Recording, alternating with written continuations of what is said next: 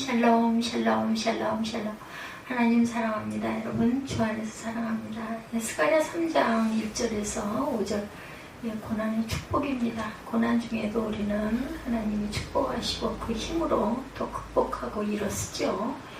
3장 전체 살펴봅니다. 그 전체가 10절밖에 안 돼요. 오늘 1절에서 5절까지 말씀 속에서 고난의 축복인데 3장 전체 보죠. 하나님께서는 대제사장 여호수아를 그 성결케 됨과 정한 멸류관을 씌우시는 그 이상을 통해서 이스라엘 백성의 죄를 사하시고 의롭게 하실 것을 예시하시죠. 또한 그리스도를 통한 단번에 속죄를 예언하심으로 그리스도로 말미암은 구원받을 성도의 행복 또한 예고하십니다. 그런데 이런 그 구원받을 그 성도들의 행복 안에는 주님의 피 흘림이 있다라는 것, 그냥 고난이 주는 축복이 이렇게 아주 대단한 축복이라는 것을 우리가 절대로 한시도 잊어서는 안 됩니다. 사단에게 정죄받은 여호수아예요. 여호수아를 대적하는 사단입니다. 오늘 3절에 보니까 그렇더라고요. 여호수아가 더러운 옷을 입고 천사 앞에 서 있는지라 그러죠. 2절에도 야훼께서 사단에게 이르시되 사단 야훼께서 너를 책망하노라. 예루살렘을 택한 야훼께서 너를 책망하노라. 이는 불에서 꺼낸 거슬린 나무가 아니냐 하실 때 여호수아가 더러운 옷을 입고 천사 앞에 서 있는지라. 야훼께서 자기 앞에 선지자들에게 명령하사 그 더러운 옷을 벗기라 하시고 여호수아에게 이르시되 내가 네 죄악을 제거하여 버렸으니 내게 아름다운 옷을 입히기로 하시기로 내가 말하되 정결한 관을 그의 머리에 씌우소서 하매 곧 정결한 관을 그 머리에 씌우며 옷을 입히고 야훼 천사는 곁에 섰더라. 이렇게 해서 5절까지의 내용입니다. 6절부터 보니까 야훼 천사가 여호수아에게 증언하여 이르되 만군의 야훼 말씀에 내가 만일 내 도를 행하며 내 규례를 지키면 내가 내 집을 다스릴 것이요 내 뜰을 지킬 것이며 내가 또 너로 여기 섰는 자들 가운데 왕래하게 하리라. 대제사장 여호수아야 너와 내 앞에 앉은 내 동료들은 내 말을 들을 것이니라. 이들은 예표의 사람들이라. 내가 내 종 싹을 나게 하리라. 만군의 야훼가 말하노라. 내가 너 여호수아 앞에 세운 돌을 보라. 한 돌에 7눈이 있느니라. 내가 거기에 새길 것을 새기며 이 땅의 죄악을 하루에 제거하리라. 만군의 야훼가 말하노라. 그날에 너희가 각각 포도나무와 무화과나무 아래로 서로 초대하리라 하시느니라. 이렇게 말하고 있죠. 더러운 옷을 입은 여호수아예요. 스가랴가 이상 중에 본 여호수아는 아주 더러운 옷을 입고 있었어요. 여호수아가 입은 더러운 옷은 이스라엘 백성의 죄악을 상징하고 있죠. 이스라엘 백성은 사단에게 정죄받을 만큼 더러운 죄악으로 오염되어 있었다. 그래서 이스라엘은 하나님의 진보를 받아 바벨론의 포로로 잡혀가야 했었어요. 사단은 이러한 이스라엘의 부정함을 인하여 하나님 앞에서 그들을 정죄합니다. 실제 이스라엘은 자신들의 죄악으로 인하여 하나님 앞에서 바로 설 수 없는 자들인 건 맞아요. 그렇죠? 그런데 그것을 사단이 이렇게 할 일은 아니죠. 오직 한 분 하나님만 정죄할 수 있습니다. 성소의 결례대로 깨끗하게 못했어요. 역사 30장 19절에 결심하고 하나님 곧 그의 조상들 하나님 야훼를 구하는 사람은 누구든지 그죠? 비록 성소의 결례대로 스스로 깨끗하게 못하였을지라도 사하옵소서 하였다니 이렇게 증거하고 있습니다.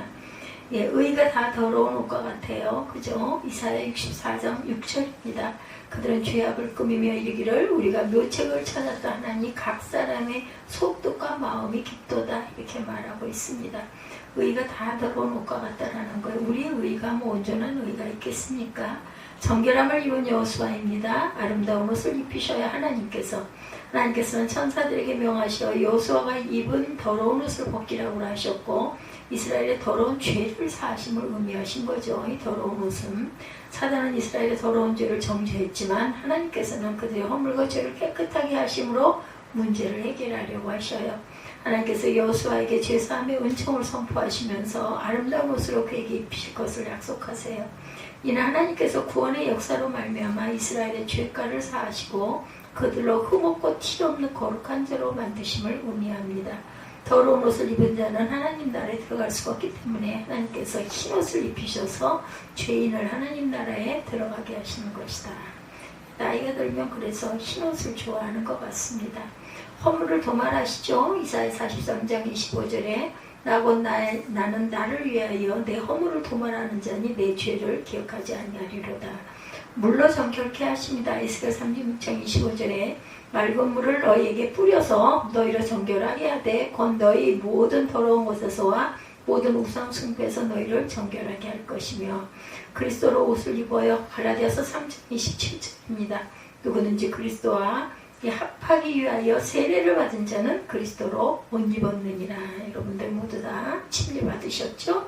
그렇기 때문에 우리 모두는 그리스도로 옷 입었고 그러므로 이제는 내가 사는 게 아니라 누구랑 내 안에 계신 그리스도께서 사는 것이다. 이런 고백을 할 수가 있는 거죠. 그리고 정한관을 씁니다. 여호수아가 스가랴 선지자는 하나님께 정한관을 여호수아의 머리에 씌우실 것을 간구해요. 그때 하나님께서는 정한관을 그 머리에 씌우시고 옷을 입혀주십니다. 이는 하나님께서 여호수아의 죄를 씻으시고 구원의 은혜를 베푸심을 의미하고 여호수아가 더러운 옷을 입고 있으므로 사단에게 대적을 당하였지만 하나님께서는 정한관과 깨끗한 옷을 입히심으로 그를 영광의 성분으로 변화시켰다. 하나님께서 대제사장 여호수아에게 씌워주신 정한관은 구원받은 성도가 장차 하나님 나라에 가서 쓰게 될 생명의 면류관을 의미한다라는 것. 인간은 모두가 죄 가운데 죽을 수밖에 없는 아주 미천하고 부정한 존재지만 하나님의 은혜를 입어서 깨끗하게 하심을 입으면 생명의 면류관을 얻게 될 것이라는 것 잊지 마시기 바랍니다. 우리 모두는 아무도 자격이 없어요. 하나님께서 칭해 주셨기 때문에 의롭다. 칭의를 받은 자들이죠.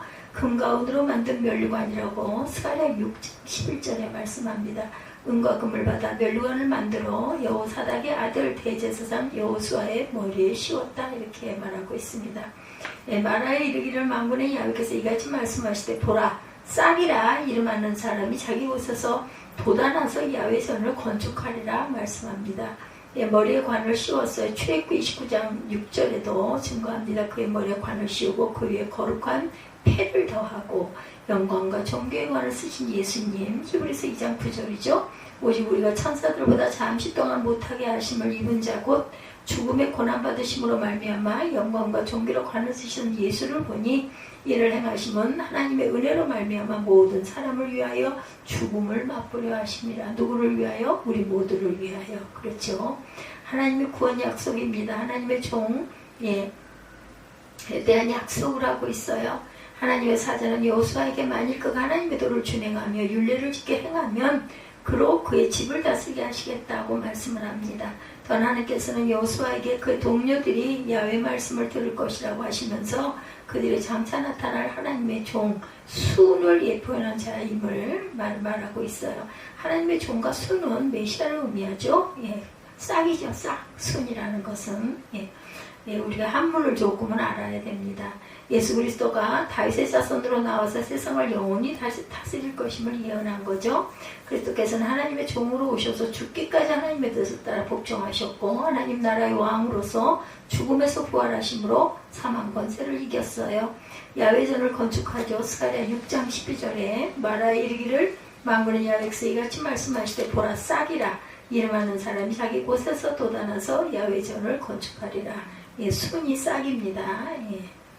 야훼의 싹입니다. 이사야 4장 2절입니다. 인생들아 어느 때까지 나의 영광을 받고 욕되게 하며 헛된 일을 좋아하고 거짓을 구하려는가 말씀하고 있어요.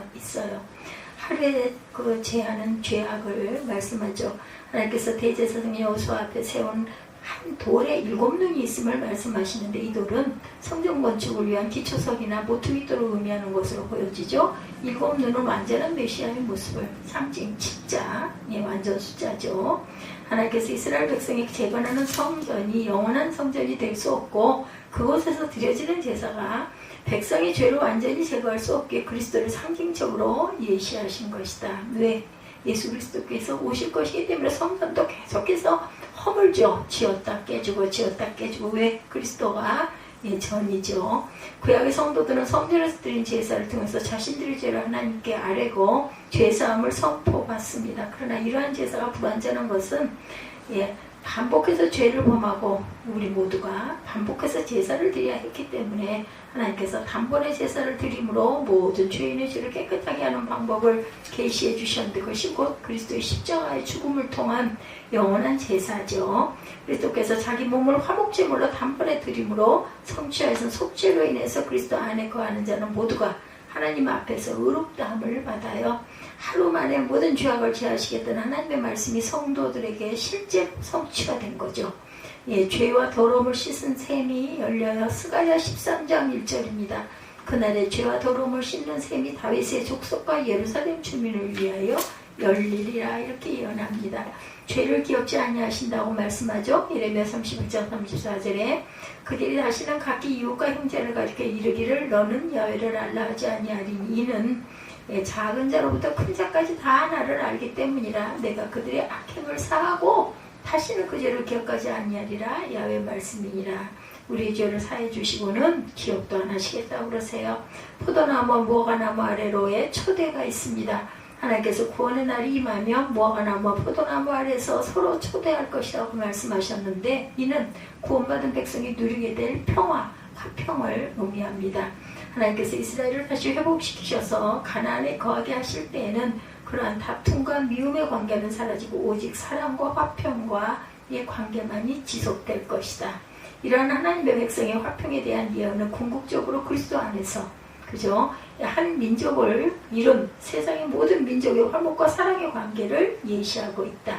모든 하나님의 백성이 평화를 누려서 화목하게 지내는 행복한 상태는 이 땅에서 교회를 통하여 이루어지고 있지만 불완전합니다. 그죠?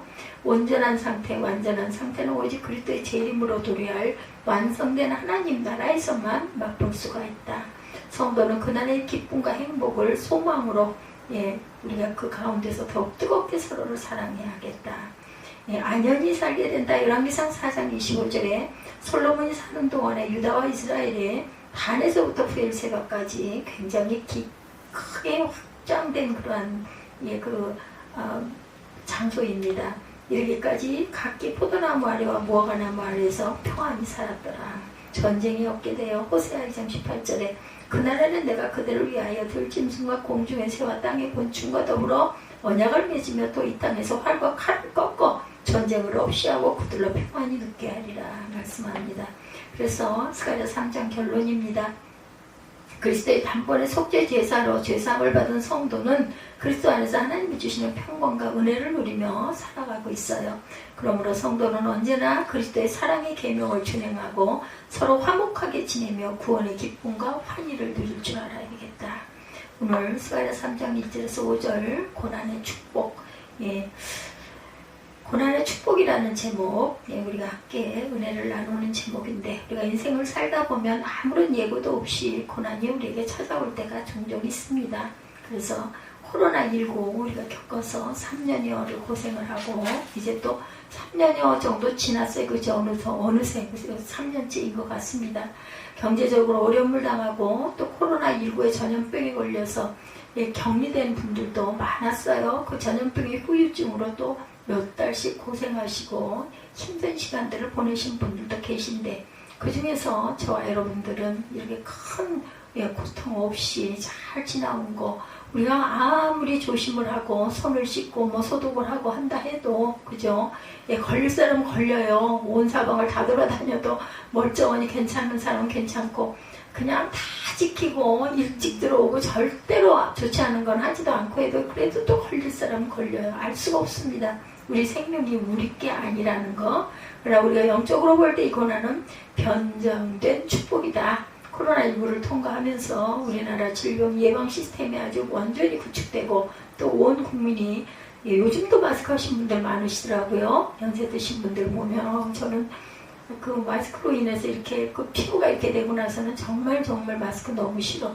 안경을 써서 더 심했던 것 같고 안경을 쓰고 마스크를 하고 숨을 쉬면 안경으로 김이 올라가가지고 저는 도저히 아주 힘들었어요.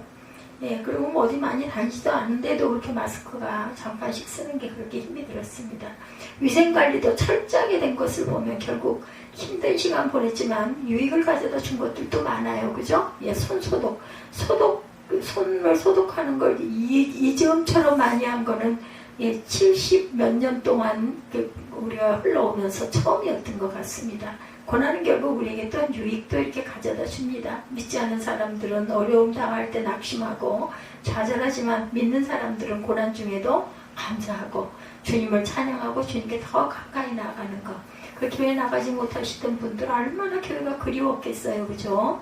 그런데 또 한쪽으로는 교회를 그렇게 안 가다 보니까 그게 습성이 돼가지고 그냥 인터넷 예배 드리려고 하시는 분들도 또 많아져서 그걸로 인한 어려움들도 교회마다 이런 조그만 교회보다는 중대형 교회가 어려움을 참 많이 겪었죠. 고난은 우리의 믿음을 이렇게 성숙하게도 만든다. 믿음이 더 깊어지게 하고 또 동경하게 하고 교회를 사모하게 하는 그런 부분도 있습니다. 좋지 않은 부분도 있지만 또 그것으로 인해서 교회의 귀함을 얼마나 절실하게 느꼈겠어요. 고난을 통해서 사람을 의지하지 않고 하나님만을 의지하는 법을 또한 배우게 되었을 것입니다. 어려움 당할 때 우리가 사람을 찾아다니지 말고 하나님께 엎드려 기도할 줄 알아야 되겠다. 어려움 당할 때 내 자신의 문제가 무엇인지를 살피고 스스로 하나님 앞에 회개하고 하나님이 기뻐하시는 것이로 자신을 변화시킬 때 하나님께서는 큰 은혜로 함께 성령께서 우리 마음을 위로하여 주시죠.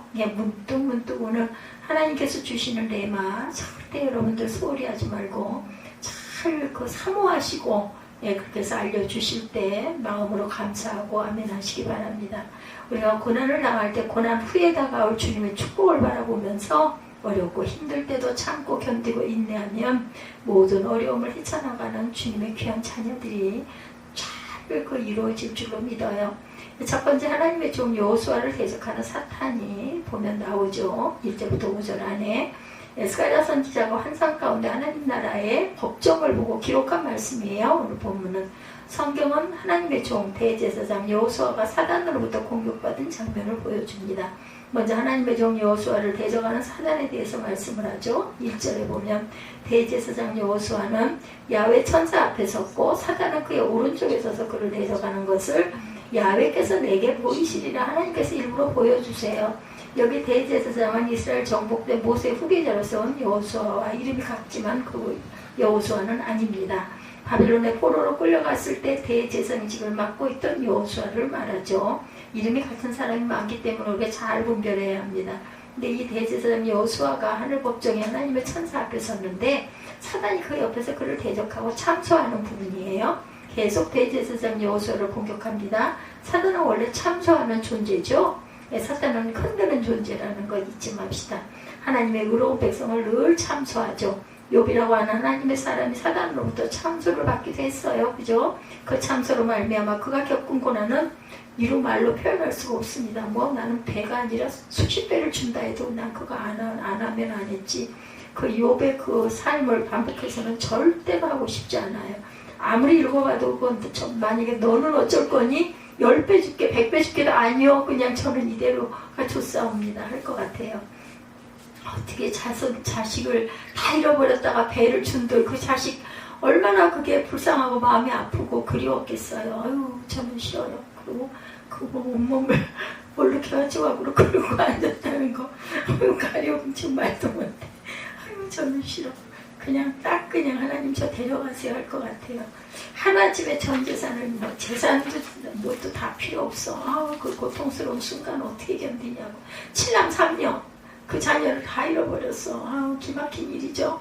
사단의 참소가 말미암아 온몸의 건강을 빼앗겨서 성경학자가 말하기로는 피부암 같은 병에 걸렸다고 그러는데 피부암 같은 병에 걸려서 그 병으로 인해 생긴 가려움을 아픈 것보다 더 힘든 게 가려움이거든요. 상상만 해도 나는 절대로 이거 견딜 수가 없을 것 같아. 오직 한 부인이 하나님 저주하고 죽으라고 도망가 버렸어. 10번도 더 할 것 같아. 그것도 가까웠던 친구들이 와가지고 무슨 죄를 지었냐고 욥을 막 비난해. 이거 정말 마음이 아플 것 같아요. 그죠? 정말 얼마나 억울했겠어요. 기가 막혔겠죠? 사단들에 의한 거예요. 정말 말할 수 없는 고난을 욥이 겪었습니다. 사람으로서는 더 이상 어떻게 할 수 없는 고난을 저 같으면 절대로 감당 못할 고난이라는 거죠. 이후에 욥이 모든 고난을 겪고 난 다음 하나님께서 인정받고 갑절의 복을 받았지만 그 고난을 당할 때 그 고난의 고통은 누구도 같이 할 수 없고 이해할 수도 없는 그런 고통이었을 것이다.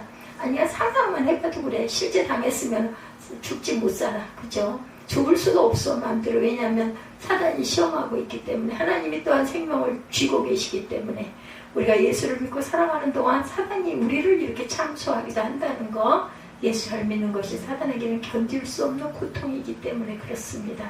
왜냐하면 예수 믿는 우리가 사단의 노예가 되어서 죄를 짓고 방탕한 삶을 살아가는 것이 그의 사탄의 바람이에요. 그래서 하나님의 자녀된 삶을 우리가 살고 있는 복된 삶을 살고 있는 게 얼마나 배가 아프겠어요. 그죠? 사단이 악한 원수 마귀는 어떻게 하든지 우리를 다시 하나님으로부터 뺏어서 예전처럼 우리를 죄의 노예로 살고 또한 밝고 우리의 고통의 삶을 살기를 원한다는 거. 그래서 마귀는 끊임없이 참소합니다. 어느 순간순간이든지 끼어들죠. 예수 믿는 순간부터 하늘나라 갈 때까지 계속 우리를 참소하고 공격한다는 것. 어떻게든 우리를 넘어뜨려야 걔는 아주 할렐루야가 아니라 뭐라고 할까요? 사단은 정말 승리했다고 하겠죠. 그러므로 우리가 예수님을 믿고 나서 우리의 마음을 강하게 하고 담대하게 해야. 그래서 계속 얘기하죠. 강하고 담대하라. 내가 너를 도우리라 항상 말씀합니다.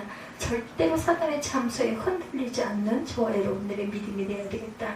우리 하나님의 백성들이 때때로 마음이 약해지면 말 한마디 듣고도 낙심하고 상처받을 때가 많아요. 그렇죠? 아무것도 아닌 일로 아주 굉장히 그 마음이 뭘 해도 위로가 되지 않을 정도로 굉장히 그 마음이 가라앉을 때가 있어요.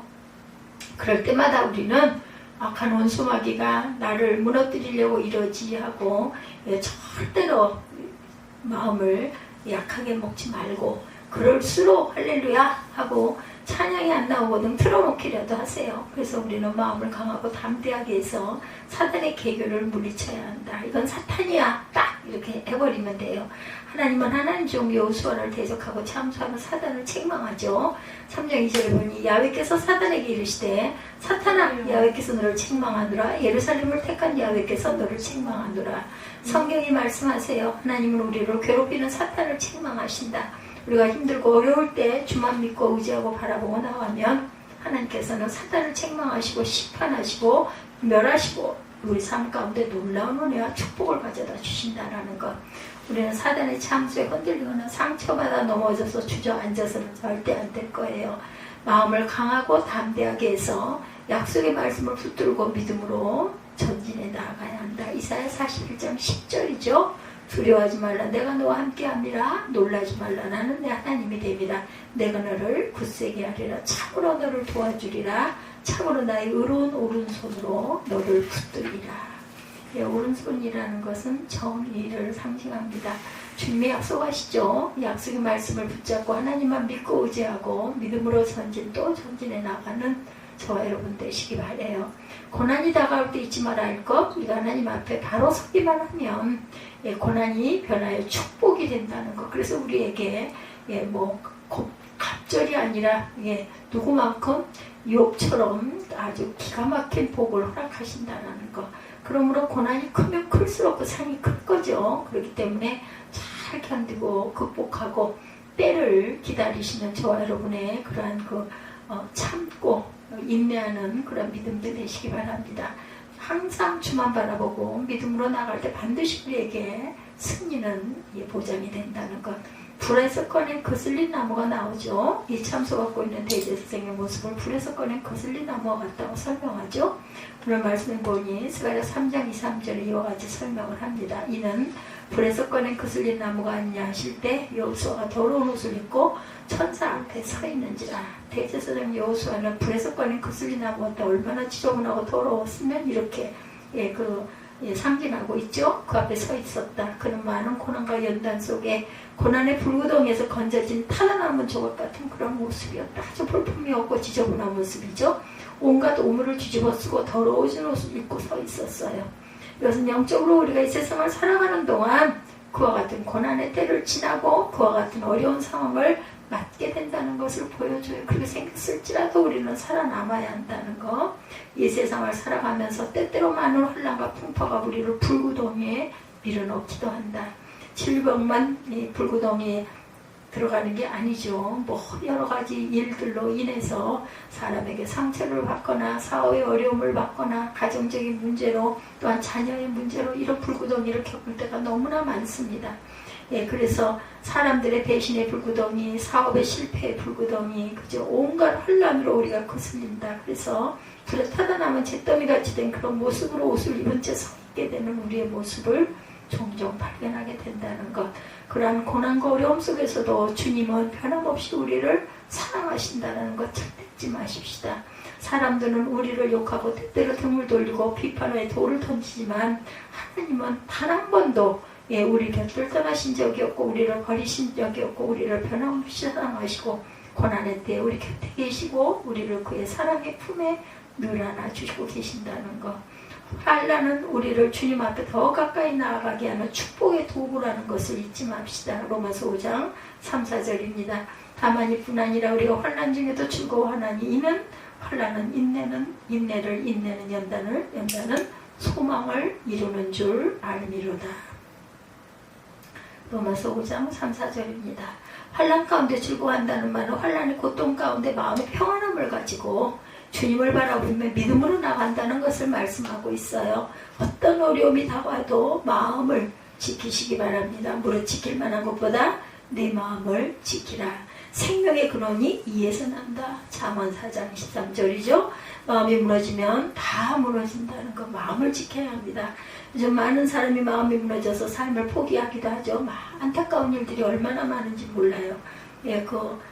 피 때문에 일가족이 자동차에서 극약을 먹고 돌아간 그런 사건도 가끔들 신문에서 보면 그런 부분들이 나와 있는 거 정말 마음이 얼마나 안타까운지 우리 예수 믿는 사람들 어떤 절망적인 상황이 다가와도 마음을 단단히 지키는 이 마음만은 내가 절대로 사단에게 내가 안 줄 거야 이런 마음을 가져야 됩니다. 그래서 환난을 통해서 우리가 인내를 배우게 되고 인내를 통해서 연단을 받고 하나님의 은혜 가운데 소망을 이루고 살아가십시다. 요한 웨슬리 아시죠? 영국의 대각성 부흥운동을 일으켰고 전 세계는 나의 교고, 나의 일터다라고 외치면서 온 세계를 다니며 복음을 전하는 하나님의 귀한 종이죠. 그가 5살 때 집에 불이 났대요. 온 집안 식구들이 불을 피해 나왔는데 웨슬리는 2층에서 자고 있다가 그만 대피를 하지 못합니다. 요한 웨슬리 2층 창문에 매달린 채 도움을 기다렸고 결국 이를 본 사람들이 무덤을 서서 2층에 있는 웨슬리를 구했는데 구해내자마자 집이 주저앉아서 불더미 속에 완전히 사라져버렸다고 합니다. 죽음 일보 직전에 하나님이 구하신 거예요. 이런 사건들은 하나님이 하시지 않으면 누가 할 수가 없어요. 그에게 하나님이 너를 불 가운데서 건져내는 하나님의 사람이다. 그래서 요한 웨슬리가 세계 다니면서 복음을 전할 때 나는 불에서 꺼낸 거슬린 나무입니다. 이렇게 복음 증거를 했다고 합니다. 자신을 나는 불에서 꺼낸 거슬린 나무다. 불에서 꺼낸 거슬린 나무 같은 요한 웨슬리를 하나님이 사용하셔서 위대한 하나님의 종, 전 세계 큰 부흥운동을 일으킨 하나님의 사람이 되게 되었어요. 그가 50년 동안 말을 타고 다니면서 복음을 전했는데 그가 다닌 거리가 지구를 10바퀴 정도 도는 거리에 육박했다고 하네요. 그 바쁜 부흥의 일정 속에서도 200권이 넘는 책을 저술해서 냈고 매일 새벽 4시에 일어나고 그가 주님이 주신 은혜 가운데 말씀을 전하는 사역을 하죠. 기록을 보면 50이 넘은 나이에도 하루 평균 32km 이상을 다니면서 복음을 전했다고 합니다. 지금처럼 자동차나 비행기나 편한 교통수단이 없는데 말을 타고 다니면서 얼마나 힘이 들었을까요? 세계에 다니며 큰 부흥의 역사를 일으킨 요한 웨슬리를 보면 하나님이 함께 하시면 놀라운 역사가 일어난다는 것을 우리가 알 수가 있죠.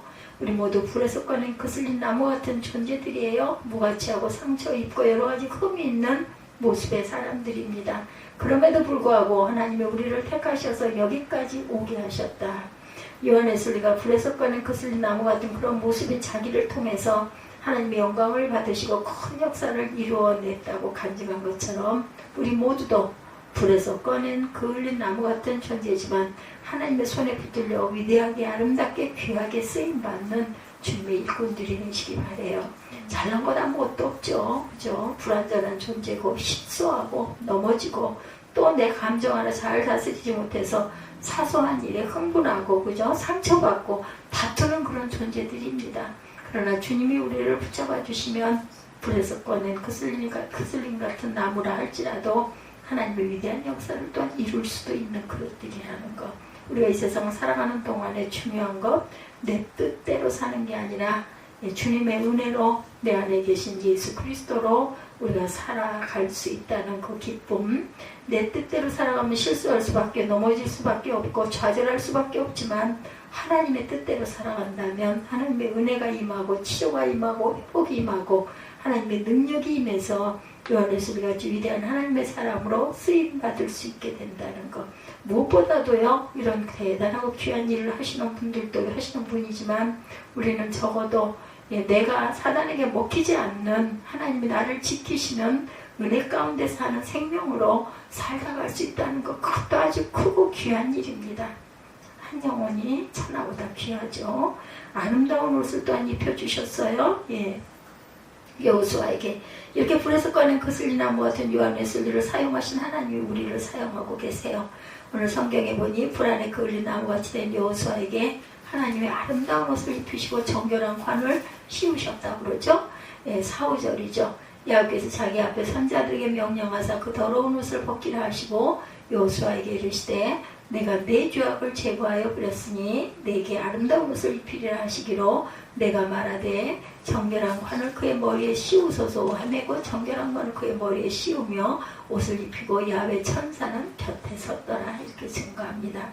하나님이 더러운 옷을 다시 아름다운 옷으로 갈아입히신 후에 정결한 관을 머리에 씌웠다. 우리가 예수를 믿고 나면 죄의 때에 찌든 더러운 옷을 벗겨버리시고 예수님의 보혈로 씻은 정결한 옷을 입혀주셔서 우리를 변화된 존재로 하나님의 사람으로 세우시고 주님의 뜻을 이루어주시는 것. 그리고 우리의 머리에 아름다운 관을 씌워주셔서 어딜 가든지 하나님의 영광을 나타내는 주님의 귀한 일꾼으로 우리를 사용하신다는 것. 우리 하나님 앞에 나올 때 가장 중요한 것은 하나님과 나와의 관계 회복인데 우리 죄를 늘 예수님의 보혈로 정결함 받고 새롭게 변화받아 위대한 하나님의 사람으로 쓰임받기를 간절히 소원할 줄 알아야 되겠다. 이사야 1장 18절이죠. 여기서 말씀하시되 오라 우리가 서리가 변론하자. 너의 죄와 좋은 같을지라도 눈과 같이 희어질 것이요 진홍같이 붉을지라도 양털같이 희게 되리라. 아주 유명한 말씀이죠. 하나님의 사람들은 하나님 앞에 늘 엎드려 기도하고 주님 앞에 인정받고 쓰임받는 주님의 일꾼들이어야 한다는 것. 하나님은 우리가 하나님 앞에 바로 서기를 늘 원하세요. 하나님 앞에 귀하게 쓰임받기를 또한 원하고 계신다는 것. 늘 우리에게 아름다운 새 옷을 입혀주기를 원하십니다. 우리가 주님 앞에 나올 때마다 죄의 때에 찢은 옷을 예수의 보혈로 씻어버리고 주님이 주신 아름다운 옷으로 갈아입게 되기를 주님의 이름으로 축복합니다. 하나님께서 우리에게 은혜의 옷을 입혀주시고 구원의 옷을 입혀주시고 우리에게 축복의 면류관을 씌워주실 것이다. 이사야 61장 10절입니다. 내가 야훼로 말미암아 크게 기뻐하며 내 영혼이 나의 하나님으로 말미암아 즐거워하리니 이는 그가 구원의 옷을 내게 입히시며 공의의 갑옷을 내게 더하시니 신랑이 사모를 쓰며 신부가 자기 보석으로 단장함 갖게 하셨습니다. 하나님이 우리에게 아름다운 옷을 입혀주셔서 그 모습을 아름답게 만들어주셨다. 우리는 하나님 앞에서 아름다운 존재들이고 귀하고 복받은 존재들입니다. 세상 사람들이 나에게 뭐라고 하는 게 중요한 게 아니고 사람들의 말을 듣고 흔들리고 상처받는 것은 예수를 믿지 않는 사람들의 모습이고 예수를 잘 믿는 사람들은 주님의 음성에만 귀를 기울이고 주님 앞에 인정받고 쓰임받기를 원하는 주님의 자녀들이라는 것을 잊지 않는 저와 여러분들 되시기 바랍니다. 고난이 우리를 힘들게 하죠. 우리를 어렵게 합니다. 낙심하게도 합니다. 그러나 잠깐 참고 견디고 고난 후에 다가올 영광은 지금 우리가 받을 고난과 비교할 수가 없다. 그래서 로마서 8장 18절에 생각건대 현재의 고난은 장차 우리에게 나타날 영광과 비교할 수 없도다. 우리는 주님 앞에 귀한 존재고 소중한 존재들이고 사랑받는 존재입니다. 우리의 모습이 비록 불에서 꺼낸 거슬린 나무 같은 그런 모습이었다 할지라도 하나님이 우리를 택하셔서 아름다운 옷을 입혀주시고 우리의 머리에 면류관을 씌워주시고 위대한 하나님의 역사를 이루게 만들어주시는 고난이 변화의 축복이 되는 그런 축복의 사람들이라는 거 잊지 마세요. 예수 믿는 사람들은 그래서 현재의 고난에 갇혀 낙심하는 자들이 아니라 고난 후에 다가올 축복의 미래를 바라보고 믿음으로 전진해 나아가는 사람들이다. 거룩한 꿈을 꾸고 믿음으로 나아가는 저와 여러분 모두가 되시기를 주님의 이름으로 축원합니다. 얼마 전 그 강영호 박사님 여러분들 아시죠? 그 사모 부인 서건옥 여사가 하신 말씀이래요. 강영호 박사님 중학교 때 축구공을 맞아서 눈이 멀게 되죠. 그런 말미암아 어머니가 충격을 받고 돌아가셔서 졸지에 고아가 돼버립니다. 이 강영호 소년이 그때 누나가 그의 손을 붙잡고 조용기 목사님을 만났더라고요. 보니까 천봉교회에 병 고쳐주는 종이 있다는 얘기를 듣고 그곳에 찾아가요. 그때 전도사님 시절이었다고 합니다. 조용기 목사님이. 나중에 그 말씀을 이렇게 하시더래요. 그때 만났던 얘기를 말씀하시는데 어느 날 웬 거지 같은 애가 누나 손을 잡고 왔는데 얼마나 꾀죄죄하고 옷이 때로 찌들었는지 아주 거지 중에 상한 거지였답니다. 근데 그 누나가 내 동생 눈 좀 뜨게 해달라며 손을 붙잡고 몇 시간을 걸어서 천막교회까지. 그러니 꼴은도 얼마나 기가 막혔겠어요. 근데 정말 재밌어요. 그 아이를 보고 조용기 전도사님이 나도 거지지만 너는 왕거지구나 그렇게 말을 하셨던 것이 아주 잊혀지지 않는다고 그래요. 나도 거지인데 너는 나보다 더한 왕거지다 이렇게 얘기를 했다고 합니다. 그 천막교회 가난과 어려움으로 힘들었던 그 시대에 가장 불쌍한 소년이 온 거죠. 그래서 조용기 목사님이 전도사님의 시절에 그 기도를 해줬대요. 그때 육신의 눈을 뜬 게 아니라 영의 눈을 떴답니다. 그러니까 눈을 못 봐도 영적으로 눈이 뜨인 거죠. 앞을 못 보는 맹인이었던 그가 영의 눈을 뜨고 예수 안에서 거룩한 꿈과 희망을 갖게 되었다고 그래요.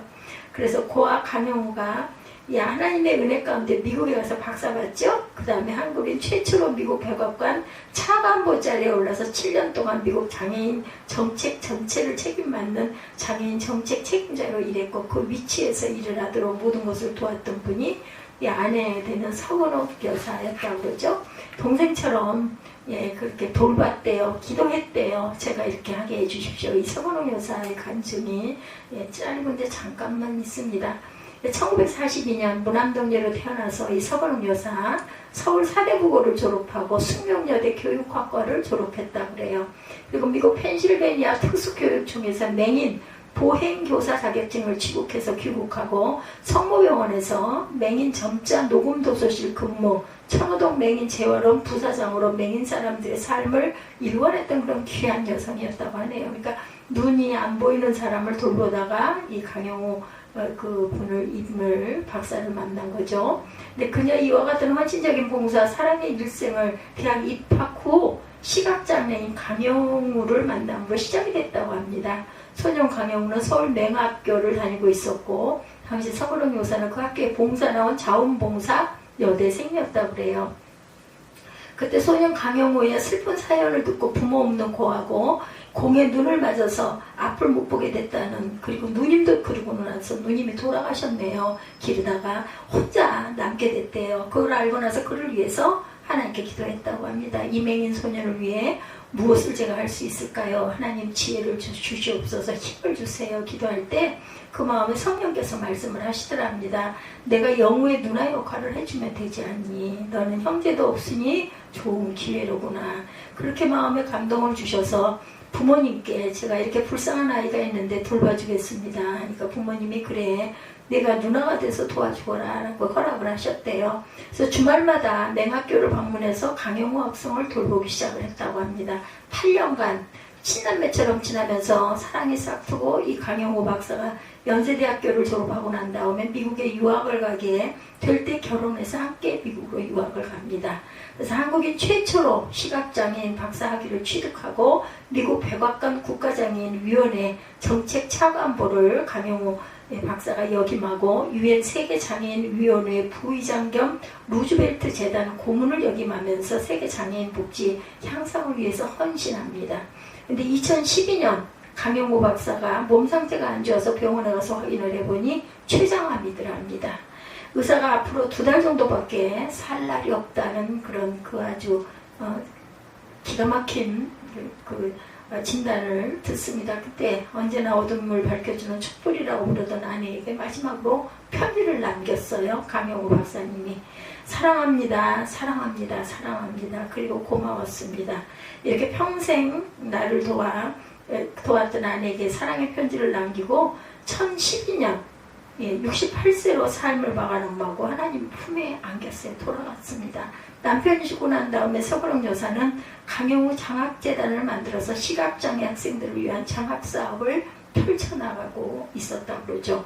두 아들을 잘 영역해서 아들이 있네요. 큰아들 강진석은 하버드 대학을 나와서 조지타운대 안과 교수로 미국 안과협회 회장도 하고 남은 온두라스의 의료 선교 안과병원을 세워서 그 귀한 사역을 이어가고 있다고 해요. 아버지가 눈이 그러니까 아들이 둘째 아들 강진웅은 오바마 전 대통령의 선임 입법 보좌관을 거쳐서 지금은 올바른 재판을 하고자 하는 사립기관의 국장직을 맡고 있다고 합니다.